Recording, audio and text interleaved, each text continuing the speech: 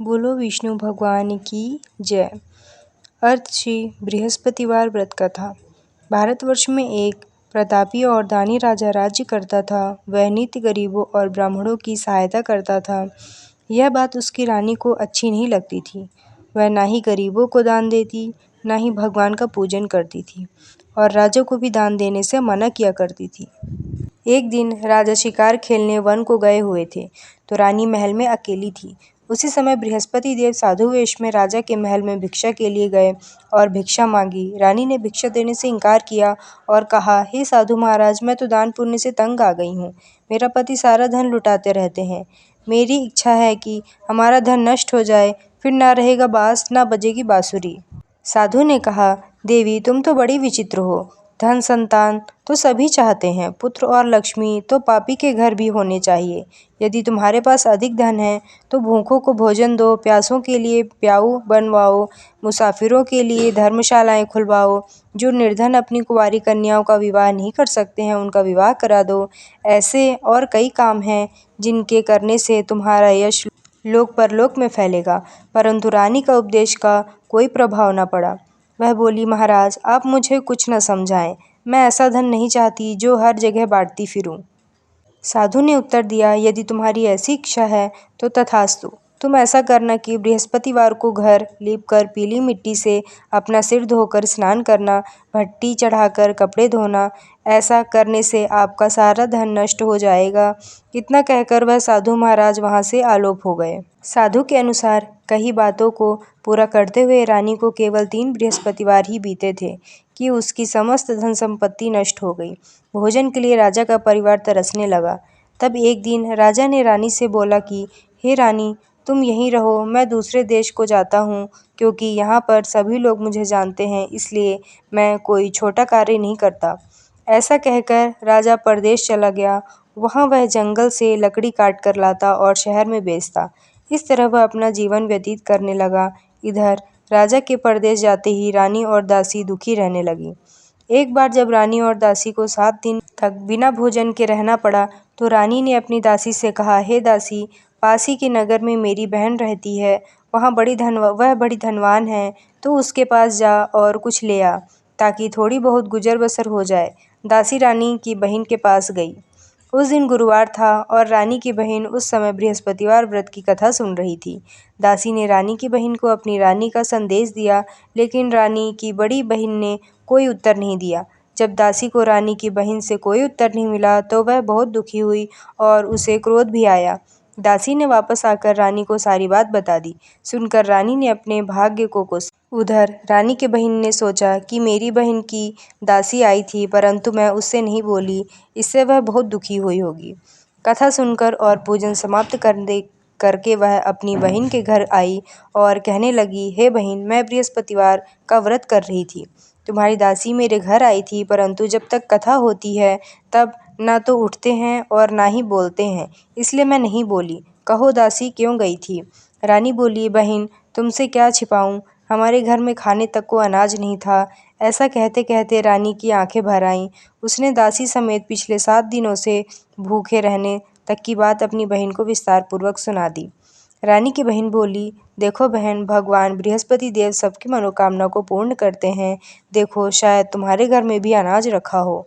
पहले तो रानी को विश्वास नहीं हुआ, पर बहन के आग्रह करने पर उसने अपनी दासी को अंदर भेजा तो उसे सचमुच अनाज से भरा एक घड़ा मिल गया। यह देखकर दासी को बड़ी हैरानी हुई। दासी रानी से कहने लगी, हे रानी, जब हमको भोजन नहीं मिलता तो हम व्रत ही तो करते हैं, इसलिए क्यों न इसे व्रत और कथा की विधि पूछ ली जाए, ताकि हम भी व्रत कर सकें। तब रानी ने अपनी बहन से बृहस्पतिवार व्रत के बारे में पूछा। उसकी बहन ने बताया, बृहस्पतिवार के व्रत में चने की दाल और मुनक्का से विष्णु भगवान का केले की जड़ में पूजन करें तथा दीपक जलाएं, व्रत कथा सुनें और पीला भोजन ही करें। इससे बृहस्पति देव प्रसन्न होते हैं। व्रत और पूजन की विधि बताकर रानी की बहन अपने घर को लौट गई। 7 दिन के बाद जब गुरुवार आया तो रानी और दासी ने व्रत रखा। घुड़साल में जाकर चना और गुड़ ले आई, फिर उससे केले की जड़ तथा विष्णु भगवान का पूजन किया।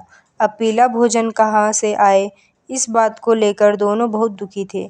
क्योंकि उन्होंने व्रत रखा था, इसलिए बृहस्पति देव उनसे प्रसन्न थे। इसलिए वे एक साथ साधारण व्यक्ति का रूप धारण कर 2 थालों में सुंदर पीला भोजन दासी को दे गए। भोजन पाकर दासी प्रसन्न हुई और फिर रानी के साथ मिलकर भोजन ग्रहण किया। उसके बाद वे सभी गुरुवार को व्रत और पूजन करने लगीं। बृहस्पतिवार भगवान की कृपा से उनके पास फिर से धन संपत्ति आ गई, परंतु रानी फिर से पहले की तरह आलस्य करने लगी।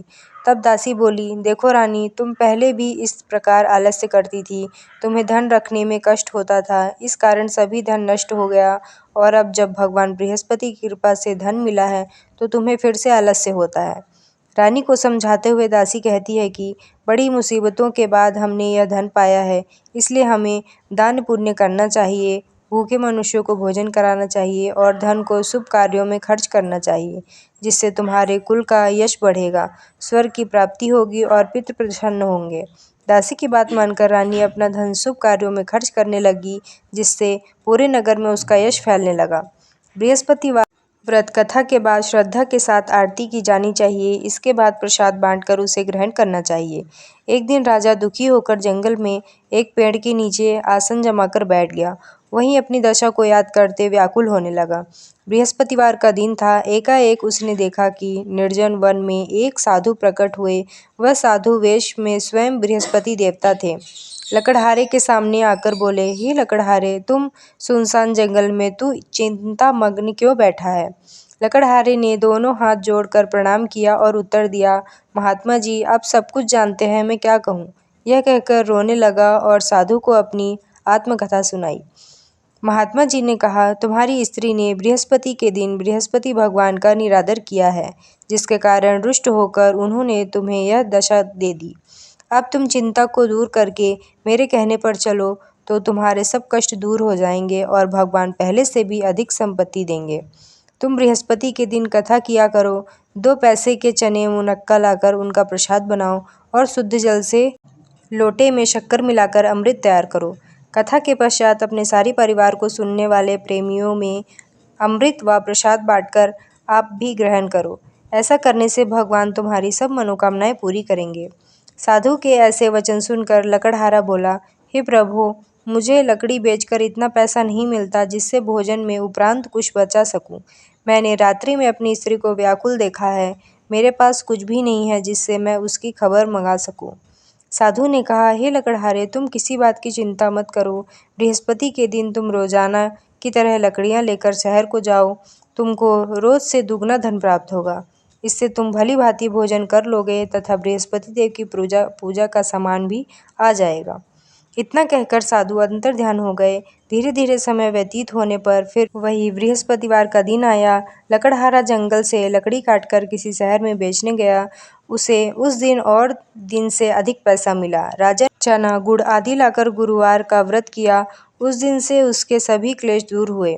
परंतु जब दोबारा गुरुवार का दिन आया तो बृहस्पतिवार का व्रत करना भूल गया। इस कारण बृहस्पति भगवान नाराज हो गए। उस दिन उस नगर में राजा ने विशाल यज्ञ का आयोजन किया था तथा शहर में यह घोषणा करा दी कि कोई भी मनुष्य अपने घर में भोजन न बनाए व आग जलावे, समस्त जनता मेरे यहाँ भोजन करने आवे। इस आज्ञा को जो न मानेगा उसे फांसी की सजा दी जाएगी। इस तरह की घोषणा संपूर्ण नगर में करवा दी गई। राजा की आज्ञानुसार शहर के सभी लोग भोजन करने गए, लेकिन लकड़हारा कुछ देर से पहुंचा, इसलिए राजा उसको अपने साथ घर लिवा ले गए और ले जाकर भोजन करा रहे थे तो रानी की दृष्टि उस खूंटी पर पड़ी जिस पर उसका हाथ लटका हुआ था। वह वहां पर दिखाई नहीं दिया। रानी ने निश्चय किया कि मेरा हार इस मनुष्य ने चुरा लिया है। उसी समय सिपाहियों को बुलाकर उसको कारागार में डलवा दिया। जब लकड़हारा कारागार में पड़ गया और बहुत दुखी होकर विचार करने लगा कि न जाने कौन से पूर्व जन्म के कर्म से मुझे यह दुख प्राप्त हुआ है, और उसी साधु को याद करने लगा जो कि जंगल में मिला था। उसी समय तत्काल बृहस्पति देव साधु के रूप में प्रकट हुए और उसकी दशा को देखकर कहने लगे, अरे मूर्ख, तूने बृहस्पति देव की कथा नहीं करी, इस कारण तुझे दुख प्राप्त हुआ है। अब चिंता मत कर, बृहस्पतिवार के दिन कारागार के दरवाजे पर 4 पैसे पड़े मिलेंगे। उनसे तू बृहस्पति देव की पूजा करना, तेरे सभी कष्ट दूर हो जाएंगे। बृहस्पति के दिन उसे 4 पैसे मिले। लकड़हारे ने कथा कही। उसी रात्रि को बृहस्पति देव ने उस नगर के राजा को स्वप्न में कहा, हे राजा, तुमने जिस आदमी को कारागार में बंद कर दिया है वह निर्दोष है। वह राजा है, उसे छोड़ देना। रानी का हार उसी खूंटी पर लटका है, अगर तू ऐसा नहीं करेगा तो मैं तेरे राज्य को नष्ट कर दूंगा। इस तरह रात्रि के स्वप्न को देखकर राजा प्रातःकाल उठा और खूंटी पर हार देखकर लकड़हारे को बुलाकर क्षमा मांगी तथा लकड़हारे को योग्य सुंदर वस्त्र आभूषण देकर विदा कर दिया। बृहस्पति देव की आज्ञा अनुसार लकड़हारा अपने नगर को चल दिया। राजा जब अपने नगर के निकट पहुंचा तो उसे बड़ा आश्चर्य हुआ। नगर में पहले से अधिक बाग, तालाब, कुएं तथा बहुत सी धर्मशाला, मंदिर आदि बन गई हैं। राजा ने पूछा, यह किसका बाग और धर्मशाला है? तब नगर के सब लोग कहने लगे, यह सब रानी और बांदी के हैं। तो राजा को आश्चर्य हुआ और गुस्सा भी आया।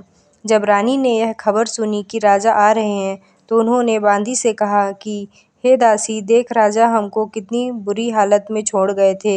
हमारी ऐसी हालत देखकर वह लौट न जाएं, इसलिए तू दरवाजे पर खड़ी हो जा। आज्ञा अनुसार दासी दरवाजे पर खड़ी हो गई। राजा आए तो उन्हें अपने साथ लिवा लाई। तब राजा ने क्रोध करके अपनी रानी से पूछा कि यह धन तुम्हें कैसे प्राप्त हुआ? तब उन्होंने कहा, हमें यह सब धन बृहस्पति देव के इस व्रत के प्रभाव से प्राप्त हुआ है। राजा ने निश्चय किया कि 7 रोज बाद जो सभी बृहस्पति देव का पूजन करते हैं, परंतु मैं प्रतिदिन में 3 बार कहानी तथा रोज व्रत किया करूँगा। अब हर समय राजा के दुपट्टे में चने की दाल बंधी रहती तथा दिन में 3 बार कहानी कहता। एक रोज राजा ने विचार किया कि चलो अपनी बहन के यहाँ हो आए। इस तरह निश्चय कर राजा घोड़े पर सवार हो अपनी बहन के यहाँ को चलने लगा। मार्ग में उसने देखा कि कुछ आदमी एक मुर्दे को लिए जा रहे हैं।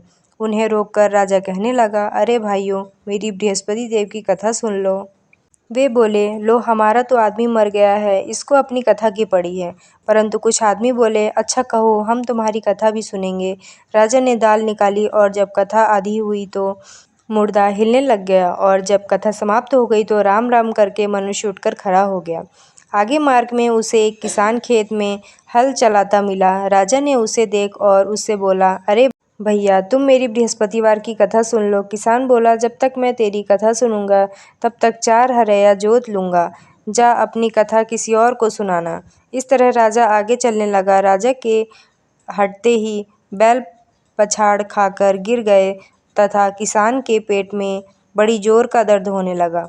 उस समय उसकी माँ रोटी लेकर आई। उसने जब यह देखा तो अपने पुत्र से सब हाल पूछा और बेटे ने सभी हाल कह दिया। तो बुढ़िया दौड़ी दौड़ी उस घुड़सवार के पास गई और उससे बोली कि मैं तेरी कथा सुनूंगी, तू अपनी कथा मेरे खेत पर चलकर ही कहना।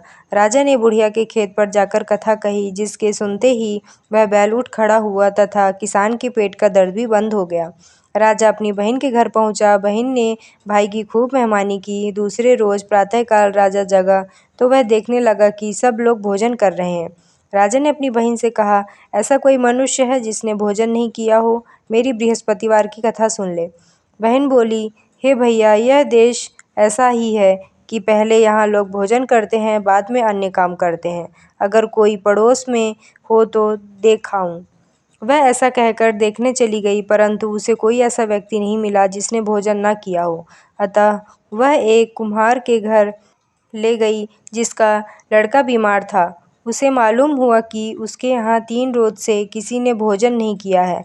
रानी ने अपने भाई की कथा सुनने के लिए कुम्हार से कहा।